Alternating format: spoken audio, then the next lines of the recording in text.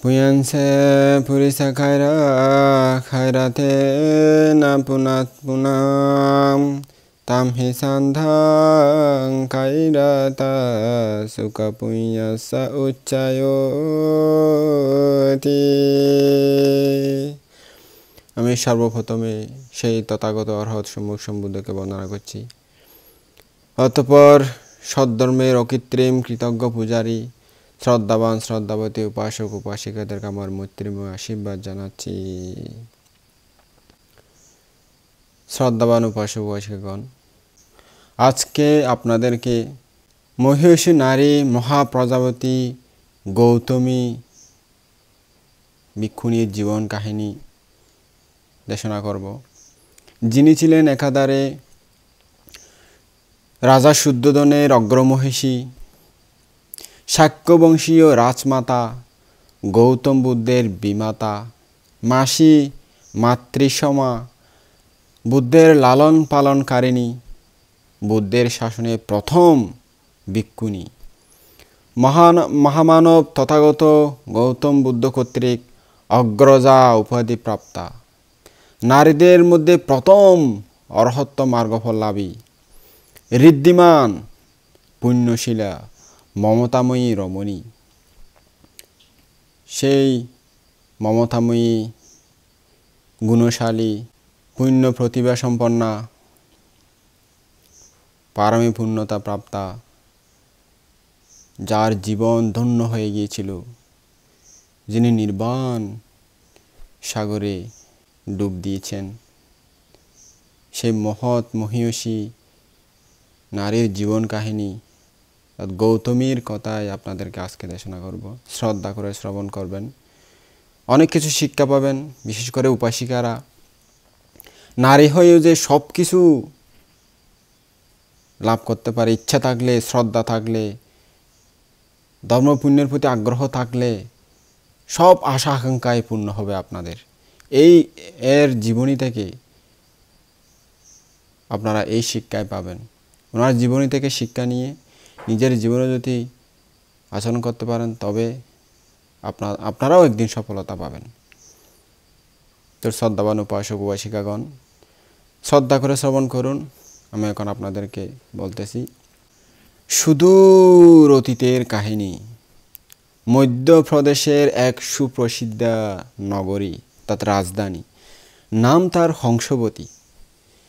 এই নগরীর সর্বৈশ্বর্য ছিল অতি সমৃদ্ধ, সব কিছু পরিপূর্ণ। মহারাজ নন্দন ছিলেন এই পুণ্যভূমির অধিপতি তখনকার সময়ে। পরম সৌভাগ্যবতী পুণ্যবতী সুজাতা দেবী নরনাথের অগ্রমহিষী ছিলেন। তখন মহারানী ছিলেন, আর কি পাটরানী ছিলেন। তার পুত পবিত্র গর্ভে জন্ম নিলেন পুণ্য পুরুষ পদুমোত্তর বুদ্ধ। পুণ্যতীর্থ হংসবতী উদ্যানে মাতৃগর্ভ থেকে ভূমিষ্ঠ হলেন মহামানব পদুমোত্তর বুদ্ধ। তার জন্মক্ষণে পদ্মবৃষ্টি হয়েছিল, তাই তার নামকরণ করা হলো পদ্মকুমার। তখনকার দিনে মানুষের পরমায়ু অনেক বেশি ছিল, 1,00,000 বছর পর্যন্ত মানুষের গড়াই ছিল। মহাসত্য পদুম কুমার গৃহবাসে ছিলেন 10,000 বছর। যেদিন তার সহধর্মিণী বাসুলু দত্তার গর্ভজাত সন্তান উত্তর জন্ম হলেন, সেদিনই তিনি মহাবিনিষ্ক্রমণ করেছিলেন, অর্থাৎ গৃহত্যাগ করে মুক্তির সন্ধানে বেরিয়ে পড়েছিলেন। সেই দিনে তিনি লাভ করলেন বুদ্ধিজ্ঞান। বুদ্ধি পালনকে 7 দিন পর্যন্ত সমাপত্তি ধ্যানে অতিবাহিত করার পর ধ্যান আসন হতে উঠে ডান পা রাখার সাথে সাথেই পদতল থেকে মাটি ভেদ করে সুবৃহৎ সহস্রদল পদ্মফুল পুষ্পটিত হয়েছিল। প্রতি পদক্ষেপে পদ্মফুল পুষ্পটিত হয়েছিল বলেই তিনি আজ্ঞাপ্রাপ্ত হলেন, পরিচিত হলেন পদুমোত্তর বুদ্ধ নামে। সেই সময় নন্দন রাজা বুদ্ধের প্রতি ছিলেন প্রগাঢ় মমতাপরায়ণ। শ্রদ্ধা ভক্তিপরায়ণ। তাই তিনি সশিষ্য তথাগতকে নিজের রাজধানীতে রেখে দিলেন। তথাগত বুদ্ধ পদমুত্তর হংসবতীর রাজধানীতে থেকেই নির্বাণ সুধা বিতরণ করে লক্ষ কোটি মানুষকে, অগণিত দেব ব্রহ্মাকে, পাপী তাপী অসহায় সত্যগণকে মুক্ত করছিলেন অকাতরে। নির্বাণ লাভ করিয়ে দিচ্ছিলেন সবাইকে ধর্মদেশনা দিয়ে। অনন্ত অসীম সুখ সেই নির্বাণ সুখ। সেই নির্বাণ সুখে অবগাহন করে সবাই পরিতৃপ্ত সহকারে তৃপ্তি লাভ করলেন। তখন হংসবতী রাজ্যের এক ধনী সম্ভ্রান্ত পরিবারে পদমুত্তর বুদ্ধের জ্ঞাতিকুলে জন্মগ্রহণ করেছিলেন মহাপ্রজাপতি গৌতমী। তিনিও বয়সক্রমে বুদ্ধের অমৃত রস সিঞ্চন করে হচ্ছিলেন পুলকিত, আনন্দিত, রমিত, শ্রদ্ধান্বিত, উৎসাহিত। ধর্মনিধি পরম নিধি তার। ধর্মরসই শ্রেষ্ঠ রস তার জীবনে। ধর্মই সংসার মোরর দুঃখ বিনাশক, শান্তির মহা ওষুধ সম, পবিত্রতার মূর্ত প্রতীক, বিমূর্ত নির্বাণের পথ প্রদর্শক। মহামানবের মুখনিসৃত সদ্ধর্ম বাণী মানব সত্যগণকে দান করে পবিত্র জীবন। মহাকারণিক পদমুত্তর বুদ্ধের মুখনিসৃত সুবাসিত ধর্ম বাণী শ্রবণে মহাপ্রজাপতি গৌতমীও পরম তৃপ্তি হলেন। একদিন মহামানব পদমুত্তর বুদ্ধ চারিদিক ষড়রশ্মি বিকিরণ করে হংসবতীর গন্ধকুটিরে বিহারে সিংহনাদে সদ্ধর্ম দেশনা করছিলেন। দায়ক দায়িকা ভিক্ষু ভিক্ষুণী সব সত্যগণ নীরবে বুদ্ধের বাণী শ্রবণ করছিলেন। সেখানে মহাপ্রজাপতি গৌতমী শ্রদ্ধা সম্পন্ন চিত্তে সদ্ধর্ম শ্রবণে মনোযোগ স্থাপন করে আসীন হলেন। তখন জগৎপূজ্য বুদ্ধ উক্ত ধর্মসভায় তার এক বয়োবৃদ্ধা ভিক্ষুণীকে উদ্দেশ্য করে সগৌরবে অভিজ্ঞতায় শ্রেষ্ঠ অগ্রজা উপাধি প্রদান করেছিলেন। তা দেখে মহাপ্রজাপতি গৌতমীর মনে দারুণ এক পুলকিত আনন্দিত ভাব জেগে উঠল। তিনি হলেন উচ্ছ্বসিত, হর্ষিত, বিচলিত। তার মধ্যে জেগে উঠল উৎসাহ, শ্রদ্ধা, উদ্দীপনা, আগ্রহ। তিনি চিন্তা করলেন, এই ভিক্ষুণী অতিশয় পুণ্যবতী ও মহাগুণধর। তার মনে সাধ জাগলো, ইচ্ছা হলো এই উপাধি প্রাপ্তা ভিক্ষুণীর মতন হতে একদিন। তার মনেও তার মতো একদিন বুদ্ধের এত বিশাল পরিষদের সামনে অগ্রজা উপাধি প্রাপ্ত হওয়ার ইচ্ছা জাগলো।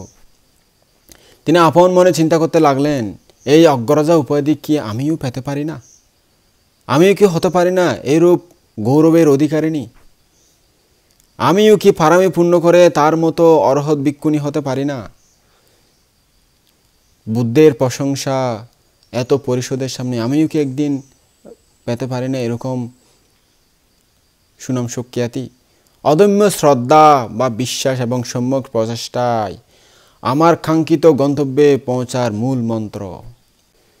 এই চিন্তা করার পর গৌতমী যখন ধর্মসভা শেষ হলো, বুদ্ধের কাছে গিয়ে বন্দনা করে বুদ্ধকে বললেন, ভান্তে ভগবান, আজকে যে ধর্মসভায় একজন ভিক্ষুণীকে আপনি উপাধি দিলেন, ওই ভিক্ষুণী কীরকম গুণশালী, কে হন আপনার? তো বুদ্ধ বললেন, হে উপাসিকা, উনি আমার গৃহকালের মাতা হন, বিমাতা হন, এবং উনি ভিক্ষুণীদের মধ্যে অনেক গুণশালী। উনি আমার ভিক্ষুণীদের মধ্যে অগ্রজা উপাধি প্রাপ্ত এমনি হন নাই, ওনার গুণের কারণে উনি প্রাপ্ত হয়েছেন। তো বলছে, ভান্তে ভগবান, আমিও কি পেতে পারি? আমিও কি প্রার্থনা করতে পারি এরকম গুণশালী হওয়ার জন্য? আমি কি পাবো? বলছে, হ্যাঁ, অবশ্যই পাবেন। যে কোনো নারী পেতে পারে। যে কোনো শ্রদ্ধাবতী উপাসিকায় দান ধর্ম পুণ্যকর্ম করে প্রার্থনা করলে একদিন না একদিন তার প্রার্থনা পূর্ণ হবেই। তো আপনি কেন পাবেন না? আপনিও পাবেন উপাসিকা। তো উপাসিকা বুদ্ধ এই কথা শুনে বুদ্ধকে ফাং করলেন, বান্তে ভগবান, তাহলে আমি আপনাদের সশিষ্য সহ আমার বাড়িতে আমার বাসায় আপনাদেরকে ফাং করতেছি, অনুগ্রহ করে আমার ফাং অনুমোদন করুন। তো বুদ্ধকে উনি উপাসিকা ফাং করলেন, বুদ্ধ ফাং অনুমোদন করলেন। ঠিক আছে উপাসিকা, মনোভাবে অনুমতি অপাং স্বীকার করলেন। তারপর নির্দিষ্ট সময়ে বুদ্ধ তার বাড়িতে উপস্থিত হলেন ভিক্ষু সঙ্গ নিয়ে। অনেক ভালো ভালো দানীয় বস্তু, ভিক্ষু সঙ্গের প্রয়োজনীয়, বুদ্ধের প্রয়োজনীয় এরকম বিষয় দানীয় বস্তুর আয়োজন করলেন এবং ভিক্ষু সঙ্গকে ভালো ভালো খাবার দাবার, বিভিন্ন উন্নত মানের খাবার দান করে, স্বয়ং দান করে, বিভিন্ন দানীয় বস্তু দান করে, অনেক বিশাল করে ধর্মপুণ্য অর্জনের জন্য ধর্ম অনুষ্ঠান করলেন। ধর্ম অনুষ্ঠানের পরে উনি বুদ্ধের কাছে গিয়ে প্রার্থনা করলেন, ভান্তে ভগবান, এত বিশাল যে আমি পুণ্যকর্ম সম্পাদন করেছি, আমি অন্য কোনো কিছু চাই না, একমাত্র ওই যে আপনি সেদিন একজন ভিক্ষুণীকে উপাধি দিয়েছেন, উনি বুদ্ধের মা হতে পেরেছেন, এত গুণশালী, এবং আর এক অগ্ররাজা উপাধি পেয়েছেন এত বিশাল পরিষদের সামনে। আমিও হতে চাই একদিন আপনার মতো সম্মুখ সমুদ্রের মতো একজন সম্মুখ সমুদ্রের মাতা হয়ে এই অগ্ররাজা উপাধি পেতে চাই। আমি এই প্রার্থনাই করছি, শুধু আর কোনো প্রার্থনা আমার দরকার নাই। তো বুদ্ধ দিব্য দৃষ্টিতে দেখে বললেন, হ্যাঁ উপাসিকা, আপনার প্রার্থনা পরিপূর্ণ হবে। সুদূর ভবিষ্যতে গৌতম নামক একজন সম্মুখ সমুদ্র জগতে উৎপন্ন হবেন। তখন ওনার মা হবেন আপনি, আপনার নাম হবে মহাপ্রজাপতি গৌতমী। আপনি পরবর্তীতে গৃহত্যাগ করে বুদ্ধ শাসনে ভিক্ষুণী হলে বিশাল পরিষদে গৌতম বুদ্ধ আমার মতো বিশাল পরিষদে আপনাকে বুদ্ধ মাতা হিসাবে এবং ভিক্ষুণীদের মধ্যে অগ্ররাজা হিসাবে উপাধি প্রদান করবেন। সর্বজ্ঞ পদমোত্তর বুদ্ধের শ্রীমুখনিসৃত অপূর্ব ভবিষ্যৎবাণী শুনে রমণী মহাপ্রজাপতি গৌতমীর অন্তরে প্রবাহিত হলো অপুরন্ত আনন্দ হিল্লোল। অন্তরের অন্তঃস্থলে জাগল মনোবাঞ্ছা, সার্থকতার পুলক শিহরণ। হৃদয় তন্ত্রীতে বেজে উঠল সান্ত্বনাময়ী আশার বাণী। প্রীতি উচ্ছ্বাসে বলে উঠলেন অদ্বিতীয় অদ্বিতীয় বাক্য মহামণি বুদ্ধের, একান্ত সত্য সুগত বাসিত অমোঘ বাণী। নিশ্চয় একদিন নিরবশেষ পূর্ণতায় পূর্ণ হবে আমার মনোকামনা মনোবাসনা। আত্মোৎসর্গের মাধ্যমে সাধনার সফলতা অর্জন করতে হবে আমাকে, এটাই এখন মহাপ্রজাপতি গৌতমীর সম্যক সংকল্প। প্রগাঢ় শ্রদ্ধাকে অভিমুখী রেখে পূর্ণ উদ্যমে আপন জীবনতরে তিনি চালিত করলেন। অবশিষ্ট জীবন পরমাত্ম ধর্মে নিজেকে নিয়োজিত রাখলেন তিনি। শান্তিপথ মার্গ অনুসরণে জীবনকে করলেন সমুজ্জ্বল। তার সুদীর্ঘ লক্ষ বৎসরের পরমায়ুর অবসান ঘটল একদিন। পূর্ণ সংস্কার মণ্ডিত হয়ে সংবরণ করলেন তিনি মানব লীলা। পূর্ণ সুষমা মণ্ডিত মহাপ্রজাপতি গৌতমী অভাবনীয় দিব্যদেহে দেবপুরে প্রাদুর্ভূত হলেন, তার দেবলোকে উৎপন্ন হলেন। স্বর্গে তিনি অপরূপ সুন্দরী দেবী হয়ে উৎপন্ন হলেন, এক দেবরাজের স্ত্রী হয়ে, সহধর্মিণী হয়ে। স্বর্গে সুখে তিনি অতিবাহিত হতে লাগলেন দীর্ঘ অনেক শত শত হাজার হাজার বছর ধরে।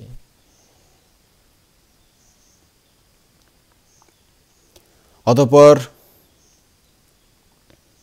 স্বর্গের দিব্য সুখ ভোগের পর কর্মের বিচিত্র গতিতে এই ভবচক্রের মধ্যে ঘুরতে ঘুরতে ঘুরতে ঘুরতে এক জন্ম থেকে এক জন্মে, এক জন্ম থেকে এক জন্মে, এভাবে ঘুরতে ঘুরতে একদিন পারমী ভ্রমণকারী গৌতমী জন্ম নিয়েছিলেন বারাণসীর কোন এক রাজকুমারী হয়ে। তার নাম হয়েছিল তখন চন্দ্রা দেবী। তখনকার সময়ে বারাণসীতে একজন রাজা ছিলেন, তার নাম ছিল মহাপ্রতাপ। চন্দ্রা দেবীর রূপ দর্শনে মহাপ্রতাপ রাজা খুবই বিমোহিত হলেন। তাই চন্দ্রা দেবীকে বিয়ে করে এনে রাজমহিষী বানিয়ে নিলেন। অগ্রমহিষী চন্দ্রা দেবীর গর্ভে তখন জন্মগ্রহণ করলেন বোধিসত্ত্ব, আমাদের গৌতম বুদ্ধ আর কি। বোধিসত্ত্বের নাম ছিল তখন ধর্মপাল কুমার। তার বয়স যখন 7 মাস, সেই সময় একদিন মহারানী তাকে সুগন্ধ পানি দিয়ে স্নান করিয়ে অলঙ্কারাদি পরিয়ে শিশু ধর্মপালের সাথে বসে খেলা করতেছিলেন। সেই সময় রাজা মহাপ্রতাপ সেখানে উপস্থিত হলেন। রাজমহিষী শিশুপুত্রের সাথে স্নেহে বিভোর হয়ে ক্রীড়ারত ছিলেন বিদায় রাজাকে দেখে তিনি দাঁড়িয়ে সম্মান জানালেন না। তা দেখে রাজা মহাপ্রতাপ রানীর উপর অত্যধিক ক্রুদ্ধ হলেন, রেগে গেলেন। রাজা ভাবলেন, পুত্র পেয়ে এই রানী দেখি এখনই গর্বিত হয়ে পড়েছে, আমাকে আর বিন্দুমাত্র গ্রাহ্য করছে না। পুত্র যখন বড় হবে তখন হয়তো আমাকে মানুষ বলেও গণ্য করবে না। ঠিক আছে, আমি এখনই তার পুত্রকে হত্যা করব। এই প্রতিজ্ঞা করে তিনি রাজাসনে উপবেশনপূর্বক চোরঘাতককে আদেশ দিলেন, এই তুমি ঘাতক উচিত বেশ ধারণ করে এখানে তাড়াতাড়ি আসো। ঘাতক উচিত বেশ পরিধান করে রক্তমালা ধারণ করে কাঁধের উপর একটা বিশাল খড়গ রেখে উপাদান ও ঘটি হাতে নিয়ে উপস্থিত হয়ে রাজাকে প্রণাম করে বললেন, দেব আমাকে কি উদ্দেশ্যে স্মরণ করেছেন বলুন। রাজা বললেন, তুমি দেবীর শয়নাগারে গিয়ে ধর্মপালকে নিয়ে আসো এখনই। রাজা যে রাগ করেছেন তা রাজমহিষী আগেই অনুমান করতে পেরেছিলেন। তিনি বুদ্ধিসত্ত্ব ধর্মপালকে কোলে নিয়ে কাঁদতেছিলেন, কি জানি কি হয়। চোরঘাতক গিয়ে রানীর পিঠে আঘাত করে তার হাত থেকে কুমারকে কেড়ে নিয়ে রাজার নিকট গিয়ে বলেন, মহারাজ এখন কি করব বলুন। রাজা বললেন, একখানা পলক আনাও, একটা পাথরের বা গাছের একটা শক্ত কাঠ আর কি, এবং আমার সামনে রেখে তার উপর ধর্মপালকে শুইয়ে দাও। ঘাতক রাজাদেশ মতো কাজ করল। এদিকে চন্দ্রাদেবী বিলাপ করতে করতে পুত্রের পেছন পেছন ছুটে আসলেন। তাকে ছুটে আসতে দেখে ঘাতক বললেন, এখন কি করব মহারাজ। রাজা ক্রুদ্ধ স্বরে বললেন,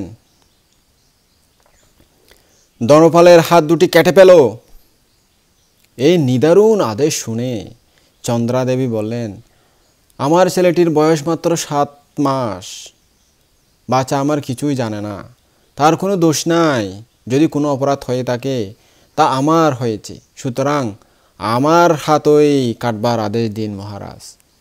রাজা ঘাতকের দিকে দৃষ্টিপাত করলে ঘাতক জিজ্ঞেস করলেন, কি করব মহারাজ বলুন।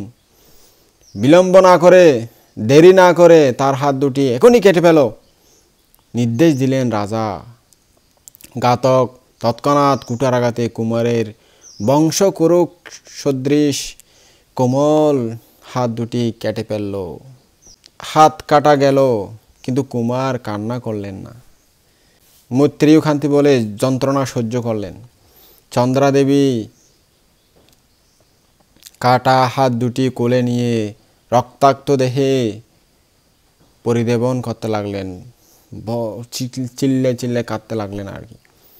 ঘাতক আবার জিজ্ঞেস করলেন, মহারাজ এখন কি করব। রাজা বললেন, পা দুটি কাটো।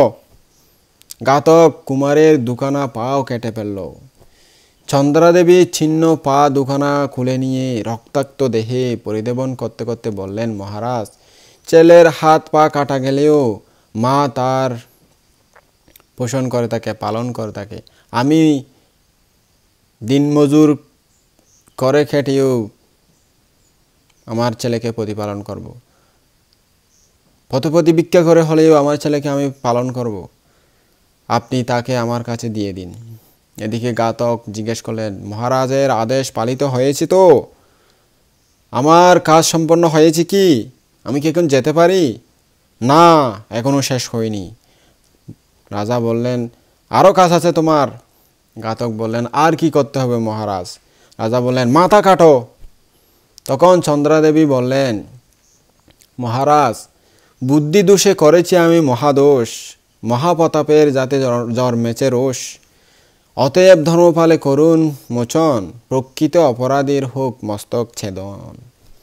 এই বলে দেবী নিজের মাথা বাড়িয়ে দিলেন।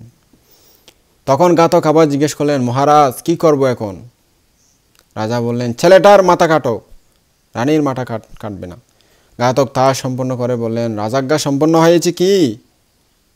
রাজা বললেন, এখনো হয়নি, আর কি করতে হবে মহারাজ?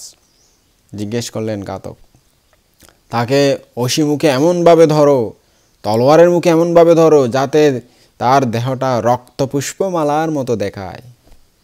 ঘাতক তখন ধরটা ঊর্ধ্বে রেখে তলোয়ারের আগা দিয়ে এমনভাবে ধরল যে এভাবে তা করলো যে তা মালার মতো মনে হতে লাগলো, যেন মালা পড়েছে, চারিদিক থেকে রক্ত পড়তেছে। তো এভাবে আঘাত করার সময় দেহের মাংসখণ্ডগুলো রাজার বেদির উপর পড়তে লাগলো এক একটা করে। চন্দ্রাদেবী সে মাংসখণ্ডগুলো কুড়িয়ে কোলে তুলতে লাগলেন এবং বেদির উপরেই বিলাপ করতে লাগলেন। চন্দ্রর কাতর বিলাপে আকাশ বাতাস ভারী হয়ে উঠল। বাঁশে আগুন লাগলে বাঁশ যেমন ফেটে যায়, চন্দ্রার হৃদয়ও সেরূপ ফেটে গেল, সেখানেই তার মৃত্যু ঘটল।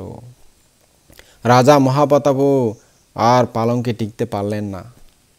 এত বড় একটা পাপ করে কি পালঙ্কে টিকতে পারে?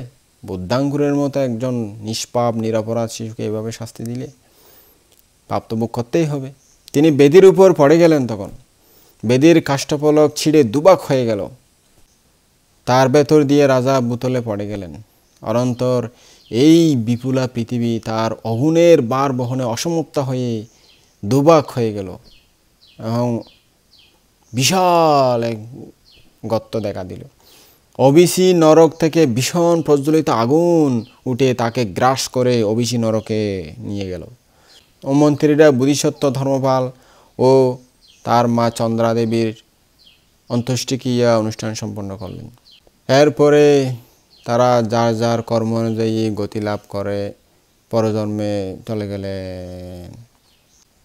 এই জন্ম জন্মান্তর ঘুরতে ঘুরতে আরেকবার এই গৌতমী সত্য, তিনি জন্ম নিয়েছিলেন হিমালয় পর্বতের কোনো এক সরোবরে বানর কুলি। তার দুটি সন্তান ছিল। বড় ছেলেটির নাম ছিল মহানন্দিক আর ছোট ছেলেটির নাম ছিল চূল্যনন্দিক। বড় ছেলেটি ছিল তখন বোধিসত্ত্ব আর ছোট ছেলেটি ছিল তখন আনন্দ, পারমী ভ্রমণ করতেছিলেন আর কি। বোধিসত্ত্ব নিজে তার অন্ধ মায়ের দেখাশোনা করতেন, যেহেতু বৃদ্ধ অবস্থা হয়ে তার মা অন্ধ হয়ে গিয়েছিল। তার কারণে তিনি খাবার দাবার খুঁজতে যেতে পারতেন না, এক স্থানে তাকে রাখতেন আর বোধিসত্ত্ব অন্ধ মায়ের দেখাশোনা করতেন। তারা দুই ভাই তাদের মাকে কোনো এক নিবৃত্ত স্থানে রেখে অনুসর প্রবৃত্ত হয়ে খাদ্য অন্বেষণে যেতেন এবং সুস্বাদু ফলমূল, ভালো ভালো উন্নত মানের ফলমূল ফেলে মায়ের কাছে পাঠিয়ে দিতেন অন্য বানরের দ্বারা। কিন্তু বাহকগণ মহানন্দিক ও চূল্যনন্দিকের অন্ধ বৃদ্ধা মাকে দিতেন না সেগুলো, তারা নিজেরাই খেয়ে ফেলতেন। তো এর কারণে সে ক্ষুধায় অসুস্থ হয়ে একদম শরীর জীর্ণশীর্ণ হয়ে হ্যাংলা হয়ে পড়লেন, রোগাশোগা হয়ে গেলেন, আরও শরীর ভেঙে পড়ল। একদিন বোধিসত্ত্ব তাকে জিজ্ঞেস করলেন, মা, আমি প্রতিদিন তোমার জন্য সুমিষ্ট ফলমূল পাঠাই, তারপরেও তুমি এত ক্ষীণ ও রোগা হয়ে যাচ্ছ কেন? কারণ কি? বৃদ্ধ মাতা বানরী বলল, কই বাবু, আমি তো কোনো ফলমূল পাই না। তা শুনে বোধিসত্ত্ব চিন্তা করলেন, ইস, আমি যদি এই বানরের নেতাগিরি করতে থাকি তাহলে আমার মায়ের প্রাণ বাঁচবে না, আমার মা অকালেই মারা যাবে। সুতরাং এই বানরের নেতাগিরি আমাকে ত্যাগ করতে হবে। এখন শুধু আমি মায়েরই রক্ষণাবেক্ষণের দায়িত্ব পালন করব, মাকে সেবা যত্ন করব। কেমন দেখুন উপাসক বয়সকে, বানর হয়ে মার প্রতি কী আগ্রহ, আর এখন মানুষ হয়ে মা বাপকে সেবা করে না। এমন অবস্থা হয়েছে মানুষের চরিত্রগুলো। তো দেখুন, ওই বোধিসত্ত্ব বানর হলে ওনার জ্ঞান ছিল, তিনি এই নেতাগিরি বানরের যে নেতা হয়েছিল তখন অনেক বানর তার সাথে সাথে বিচরণ করতো, ওনাকে নেতা হিসেবে মেনে নিয়েছিল, রাজা হিসেবে মেনে নিয়েছিল। তো ওনার ত্যাগ করে মাকে সেবা করতে লাগলেন, সেবা করার জন্য মন স্থির করলেন। এরকম ভেবে তিনি ছোট ভাই চুলনন্দীকে ডেকে বললেন, ভাই এখন থেকে তুমি এই বানরের পালগুলো রক্ষণাবেক্ষণের ভার নাও, আমি মায়ের সেবা করব। চুলনন্দী বললেন, আমি এই বানরের পালের রক্ষণাবেক্ষণের ভার নিতে পারবো না দাদা, আমিও মায়ের সেবা করব আপনার সাথে।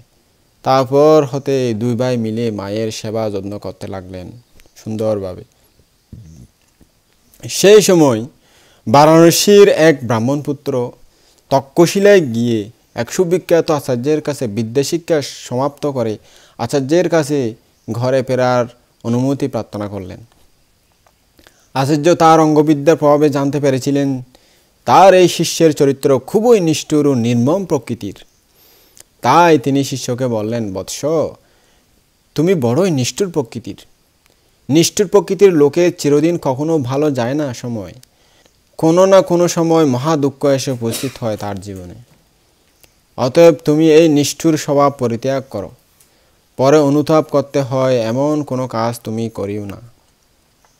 এই বলে আচার্য শিষ্যকে বিদায় দিলেন। ব্রাহ্মণকুমার আচার্যকে প্রণাম করে বারাণসীতে ফিরে আসলেন এবং সংসার ধর্মে রত হলেন। কিন্তু অন্য কোনো বিদ্যা দ্বারা জীবিকা নির্বাহের সুবিধা না পেয়ে শেষ পর্যন্ত সে ধনুবিদ্যা দ্বারা বেদবৃত্তির মাধ্যমে জীবিকা নির্বাহ করে সংসার প্রতিপালন করতে লাগলেন। তিনি বারাণসীর এক দূর গ্রামে পরিজন পরিবার সহযোগে বাস করছিলেন। তখন সে ধনু ও তীর নিয়ে বনে বনে ঘুরে ঘুরে হরিণ, শূকর, বিভিন্ন জাতীয় প্রাণী মেরে মাংস বিক্রি করে জীবিকা নির্বাহ করতে লাগলেন। একদিন সে বনে বনে ঘুরে কোনো শিকার না পেয়ে ব্যর্থ মনোরথে ফিরে আসার সময় বনের মধ্যে একটা ফাঁকা জায়গায় একটি বট গাছ দেখতে পেলেন। সে ভাবল, দেখা যাক এই বট গাছে কিছু পাওয়া যায় কিনা, একদম খালি হাতে যাই কিভাবে বাড়িতে। এইভাবে সে বট গাছের দিকে এগিয়ে গেল। সেই সময় মহানন্দিক ও চূল্যনন্দিক তাদের মাকে আহার করিয়ে গাছের শাখার আড়ালে বসেছিলেন। বেদকে বটবৃক্ষের দিকে আসতে দেখে মহানন্দিক বুদ্ধিসত্ত্ব চিন্তা করলেন, বেদ তাদের বিদ্যা অন্ধ মাকে হয়তো মারবে না, হত্যা করবে না। বেদ বৃদ্ধ জরাজীর্ণ বানরীকে দেখে চিন্তা করলেন, কালী হাতে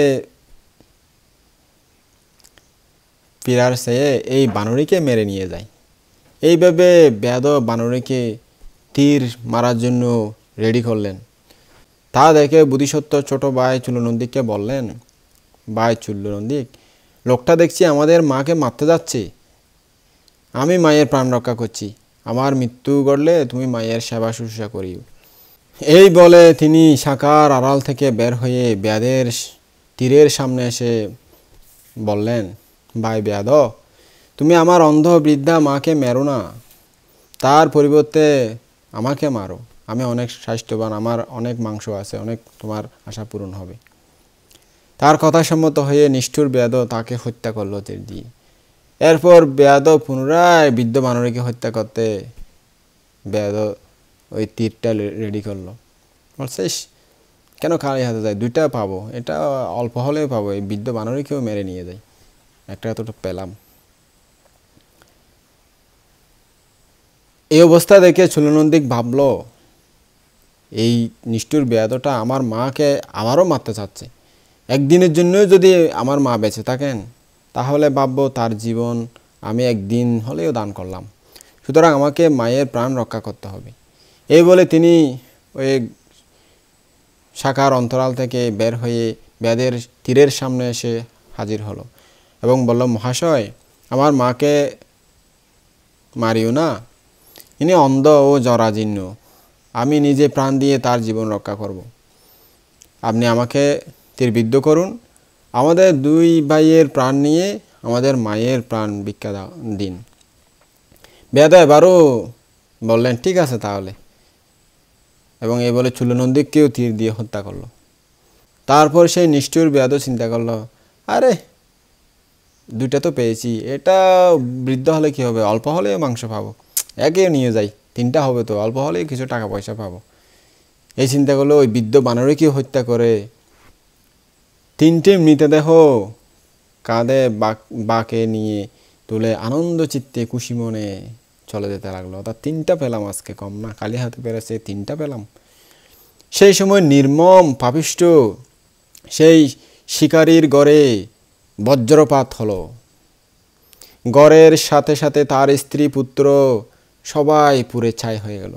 বজ্রের আগুনে পুরো ঘর পুড়ে শুধু খুঁটিসমূহ তখন জ্বলতেছিল, দু একটা খুঁটি তখনও আছে। এই সময় গ্রামের এক লোক শিকারীর গড়ে আগুন লাগার কথা বেদকে বললেন। বেদ তা শুনে মাংস তীরধনুক ফেলে রেখে কাঁদতে কাঁদতে ঘরের দিকে এগিয়ে গেল এবং ঘরে ঢুকতেই তার মাথার উপরে একটা বিশাল খুঁটি ভেঙে পড়ল একদম। সেই আঘাতে তার মাথা ফেটে গেল।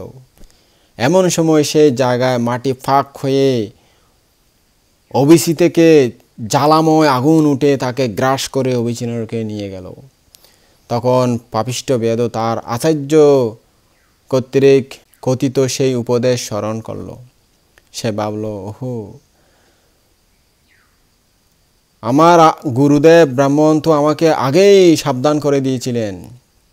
এতদিন পরে বুঝলাম অত্য তার আচার্য যেই উপদেশ দিলাম মম মঙ্গল কারণ, যাতে অনুতাপ হয় এমন পাপের কাজ করিও না কবু বাঁচাদন।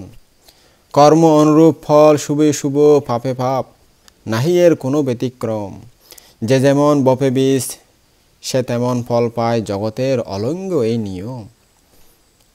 এইভাবে তার গুরুর কথা স্মরণ করতে করতে, বিলাপ করতে করতে, কাঁদতে কাঁদতে সে আস্তে আস্তে পুরো মাটির ভিতরে অবিচ্ছিন্ন রকে চলে গেল পাপের ফলে।